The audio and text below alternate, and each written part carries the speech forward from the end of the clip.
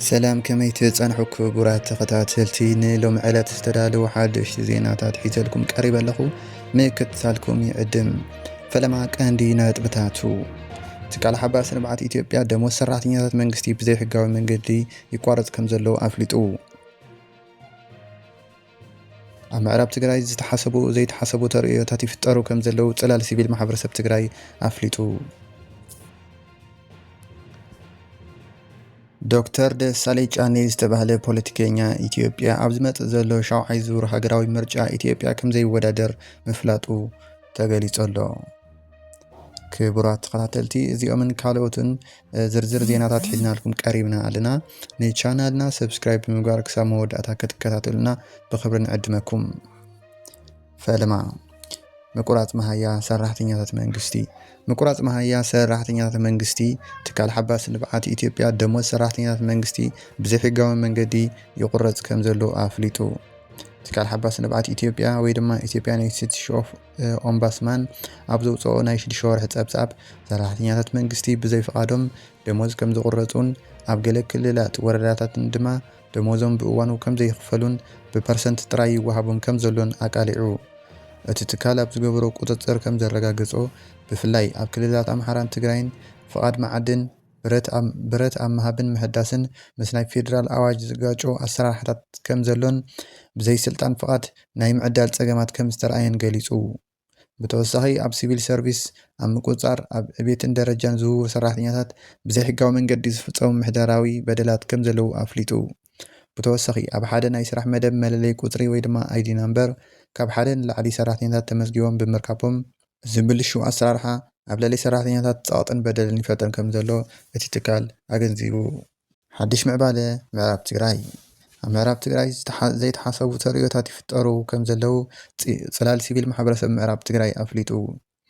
ኣብ ጸለምቲ ተፈጢሩ ንዘሎ ኩነታት ቀዳማይ ሚኒስትር ኢትዮጵያ ኣብ ፓርላማ ንዘስምዕዎ መደረ ስዒቡ ኣብ መላእ ምዕራብ ትግራይ ዘይተሓሰቡ ተርእዮታት ይፍጠሩ ምህላዎም ጽላል ሲቪል ማሕበረሰብ ምዕራብ ትግራይ ኣፍሊጡ ኣሎ።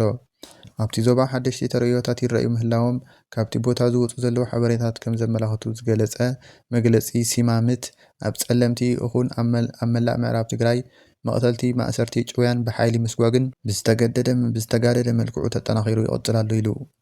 ነበርቲ ብስም ሰላማዊ ሰልፊ ንክእከቡን ገንዘባዊ ሓገዝ ንክገብሩን ይግደዱ ምህላዎም እውን ገሊጹ ኣሎ።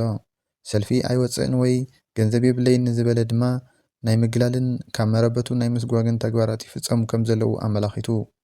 እቶም ቀዳማይ ሚኒስትር ሪፈረንደም ኣመልኪቶም ኣብ ፓርላማ ንዘስምዕዎ መደረ ስዒቡ ካብ ክልላት ኦሮምያን ቤንሻንጉል ጉሙዝን ተመዛቢሎም ኣብ ዝተፈላለዩ ከባቢታት ክልል ኣምሓራ ተዓቂቦም ዝነብሩ ብኣማያት ኣሽሓት ዝቁጸሩ ተወለድቲ ክልል ኣምሓራ ናብ ዝተፈላለዩ ከባቢታት ምዕራብ ትግራይ ናይ ምስፋር ሰፊሕ ዝኾነ ስራሕ ይካየድ ምህላው ሲማመት ኣብ መግለጺኡ ሓቢሩ ኣሎ። እቶም ሕዚ ይፍጸሙ ዘለዉ ተንኮስቲ ተግባራት ህዝቢ ተስፋ ንዝገበረሉ ሰላማዊ ፍታሕ ኣብ ሓደጋ ዘውድቑ እዮም ዝበለ እቲ መግለጺ እዞም ተርእዮታት ንህዝቢ ናብ ዘይተድለየ ስምዒትን ጉንፅን ብርሰትን ቅድሚ ምእታዎም መንግስቲ ፌደራል ተመዛቢሉ ዘሎ ህዝቢ ብዘይ በዓል ሕደር ብውሑስ መንገዲ ናብ መረበቱ ዝምለሰሉ መንግስታዊ ግቡእ ክዋፃእ ፀዊዑ። ካብ መረፃ 2018 ዓርሱ ዘግለለ ሰብ መን እዩ?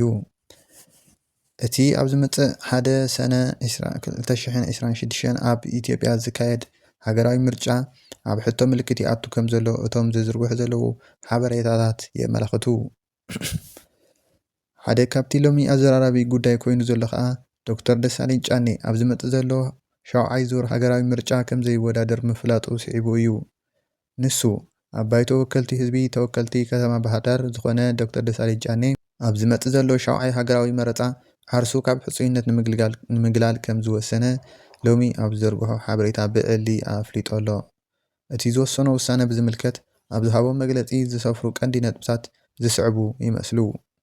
ካብቶም ቀንዲ ምኽንያት ውሳንኡ ሓደ እዋናዊ ጭቡጥ ህልው ኩነታት እታ ሃገር ምዃኑ ክኸውን ከሎ ነፃ ፍትሓውን ሰላማውን ምርጫን ምክያድ ዝኽእል ጥጡሕ ባይታ ዘይምህላው ብምጥቃስ ንተወሰኽቲ 5 ዓመታት ኣብቲ ፓርላማ ኮይኑ ብምጽንሑ ነቲ ህዝቢ ዘበርከቶ ረብሓ ዝበሃል ከም ዘይብሉ ክርዳእ ከም ዝኽኣለ ኣፍሊጡ። ሓደ ሰልፍታት ፖለቲካ ኣብ ባህርዳር ኮነ ኣብ ኣዲስ ኣበባ ሕጽያት ኮይኖም ናይ ምቕራብ ዕድል ተዋሂብዎም ከም ዝነበረን ብውልቀ ናይ ምውድዳር ኣማራጺ ከመዛዝኑ ከም ዝጸንሑን ኣብ መግለጺኡ ወሲኹ ጠቒሱ። ሻድሻይ ዙር ኣብ ባይቶ ተወከልቲ ህዝብታት ዝጸንሐሉ ኣገልግሎት እዋኑ ክሳዕ ዘብቅዐሉ መወዳእታ ወርሒ ሰነ ከም ህዝቡ ኣብ ማእዲ ስርሑ ከም ዝቕጽል ኣረጋጊጹ ኣሎ። ድሕሪ ወርሒ ሰነ ንሃገሩ ህዝቡ ብኸመይ ከም ዘገልግል ቀጻሊ መብርሂ ከም ዝህብ እውን ገሊጹ እዩ። ዶክተር ደሳለኝ ጫኔ ንመላእ ህዝቢ ኣምሓራ ነበርቲ ከተማ ባህር ዳርን ንዝሃብዎ ደገፍ ምስጋና ብምቕራብ መግለጺኡ ዛዚሙ። ኣብ ኢትዮጵያ ሃገራዊ ምርጫ ኣብ ዝካየደሉ እዋን ዕግርግርን ህውከትን ክረኣዩ ጸኒሖም እዮም። ብዶክተር ኣብይ ዝምራሕ ሰልፊ ብልጽግና ኣብታ ሃገር ፍትሓውን ዲሞክራሲያውን ምርጫ ክካየድ እዩ ዝብል እምነት ከም ዘየለ ብዙሓት ዝህብዎ ሓበሬታ የመላኽት እዩ። ኣብ ኢትዮጵያ ምስ መስርሕ ምርጫ ተታሒዙ ግፋን ማእሰርትን ክህሉ ልዑል ተኽእሎ ብምህላው ኤርትራውያን ዕቱብ ጥንቃቐ ቅድመ ምድላዋትን ክገብሩ ንፖለቲካ ኢትዮጵያ ቅርበት ዘለዎም ፖለቲከኛታትን ምሁራትን ማሕበራዊ ንጸፍትን የተሓሳስቡ። ኣብ ኣዲስ ኣበባ እትርከቡ ሕጋዊ ወረቐት መንቀሳቐስን ዘይሓስኩም ኤርትራውያን ስደተኛታት ድማ ልዑል ጥንቃቐ ክትገብሩ ዝተፈላለዩ ነበርቲ እታ ከተማ ዝህብዎ ሓበሬታ የገንዝብ። ኣዛዚ ሰራዊት ካብ መቐልተልቲ ኣምሊጡ። ኣብ ሞስኮ ኣብ ሓደ ላዕለዋይ በዓል ስልጣን ወተሃደራዊ ድሕንነት ፈተነ ቅትለት ተፈጺሙ። ኣብ ሩስያ ምክትል ሓላፊ ትካል ስለያ ምዃኑ ዝዝረበሉ ሌተናንት ጀነራል ቭላድሚር ኣሌክሲቭ ኣብ ጥቓ መንበሪ ገዝኡ ብጥይት ብምህራሙ ናብ ሆስፒታል ከም ዝተወሰደ ጸብጻባት ይሕብሩ። እቲ ጀነራል ብርቱዕ ዝኾነ መጥቃዕቲ ስለ ዝተፈጸሞ ኣብ ዘስግእ ኩነታት ምህላው ይግለጽ። ኮሚቴ ምርመራ ሩስያ ከም ዝገለጾ እቲ መጥቃዕቲ ኣብ ከተማ ሞስኮ ቮሎኮሎዋስዮ ዝተባህለ ጎደና ኣብ ልዕሊ ዝርከብ መንበሪ ገዝኡ ምፍጻሙን እቲ ተጠርጣሪ ንግዚኡ ኣምሊጡ ከም ዘሎን ሓቢሩ። ፕረዚደንት ሩስያ ቭላድሚር ፑቲን ብዛዕባ እቲ መጥቃዕቲ ኣድሂቡ መብርሂ ከም ዝተውሃቦም ወሃቢ ቃል ክሬምሊን ዲሚትሪ ፒስኮቭ ጠቒሱ። እቲ ጀነራል ብኣድራጋ ጠያይቲ ከም ዝተሃረመ ዘመላኽት ወሃቢ ቃል እቲ ጉዳይ ብዕቱብ ይከታተሎ ምህላው ኣፍሊጡ። ጀነራል ቭላድሚር ኤክሊሲቭ ኣብ ትካል ወተሃደራዊ ስለላ ሩስያ ቁልፊ ቦታ ምህላውን ብፍላይ ኣብ ውግእ ዩክሬን ኣገዳሲ ግደ ከም ዝተፃወተ ይዝረበሉ እዩ። ኣብ ልዕሊ እቲ ጀነራል ዝበፅሐ መጥቃዕቲ ብቐጥታ ምስ ውግእ ዩክሬን ምትእስሳር ከም ዘለዎ ዝገልጽ ግን ዛጊት ኣይተረጋገፀን ዘሎ። እንተኾነ ግና ፈተውቲ ዩክሬን ዝኾኑ ፈጸምቲ መጥቃዕቲ ኣብ ርእሰ ከተማ ሞስኮ ላዕለዎት መኮንናት ኣዘዝቲ ሰራዊት ዒላማ ዝገበረ መጥቃዕቲ ከብጽሑ እዚ ንፈለማ ግዜ ኣይኮነን። ድርድር ህወሓትን ብልጽግናን ፈሺሉ።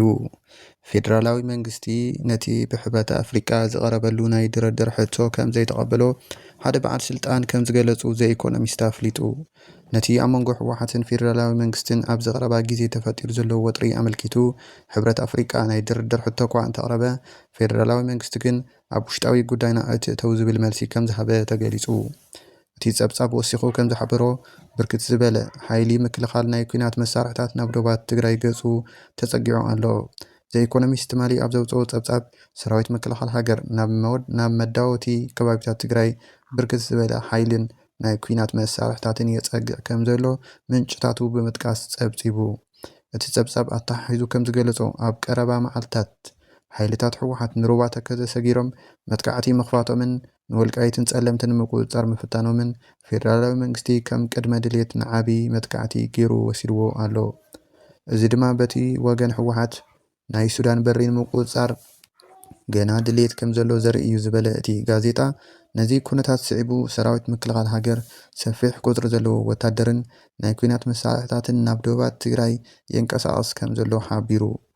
ብተመሳሳሊ ስመይ ኣይጠቐስ ዝበሉ ላዕለዋይ ኣመራርሓ ህወሓት ሰራዊት ምክልኻል ኢትዮጵያ ብምሉእ ዓቕሙ ይንቀሳቐስ ኣሎ። ብልጽግና እዚ ዝገብሮ ዘሎ ነገር እንተዘይ ኣቋሪጹ እዚ ኩናት እዚ ክሳብ ክንደይ ዘስካሕካሕ ክኸውን ከም ዝኽእል ክነግረካ ኣይክእልን እየ ብምባል እቲ ኩነታት ሓደገኛ ምዃኑ ገሊጹ። ዓለም ለኻዊ ትካል ገንዘብ ንተግባራት ሃገራዊ ባንኪ ኢትዮጵያ ነቒፉ። ዓለም ለኻዊ ትካል ገንዘብ IMF ሃገራዊ ባንኪ ኢትዮጵያ ኣብ ቀረባ እዋን ዝወስዶ ስጉምትታት ምስቲ ኣብታ ሃገር ዘሎ መዋቕራዊ ድኽመታት ዕዳጋ ተደሚሩ ንመስርሕ ምውሳኽን ሸርፍን ከም ዘደናጎዮ ነቒፉ። እቲ ትካል ኣብ ዝሓለፈ ዓርቢ ኣብ ዘውፅኦ ገምገማዊ ጸብጻብ ኢኮኖሚክ ሪፎርም ወይ ድማ ቁጠባዊ ለውጢ ብብሄራዊ ባንኪ ኢትዮጵያ ካብ ወግዓዊ ዕዳጋ ወፃኢ ንመትከል ዕዳጋ ብምጥሓስ ብዝገብሮ ክልታዊ ስምምዕ ካብ ሓምለ ክሳዕ ጥቅምቲ 2025 ኣስታት $1 ቢልዮን ሸርፊ ወፃኢ ናብ ባንኪ ንግዲ ኢትዮጵያ ከም ዝሸጠ ኣመልኪቱ። ብመሰረት ጸብጻብ ዓለም ለኻዊ ትካል ገንዘብ እዚ ኣገባብ እዚ ንመትከላት ናይቲ በቲ ትካል ዝድገፍ ፕሮግራም ቁጠባዊ ጽገና ኢትዮጵያ ዝጥሕስ ኮይኑ ምትዕድዳግ ሸርፊ ወጻኢ ብተወዳዳሪ መንገዲ ብዕዳጋ መሰረት ክውስን ዝጠልብ እዩ። ዋላ እኳ ሃገራዊ ባንኪ ኢትዮጵያ ነቲ ሸርፊ ወጻኢ ብማእኸላይ መዓልታዊ ዋጋ መሸጣ እንተዓደገ እቲ ሸርፊ ወጻኢ ንሓቀኛ ጠለብ ዕዳጋ ሙሉእ ብምሉእ ተንጸባርቕ ከም ዘይኮነ እቲ ትካል ገሊጹ ኣሎ። ክቡራት ተኸታተልቲ ንሎማዓንቲ ሒዝናዮም ዝነበርና ዜናታት እዚኦም ይመስሉ። ሰብስክራይብ ምግባር ከይትርስዑ። እዚ ቪድዮ እንድሕር ተመችኩም ላይክ ክብርዎ ኢኹም ማለት እዩ። ቴንኪዩ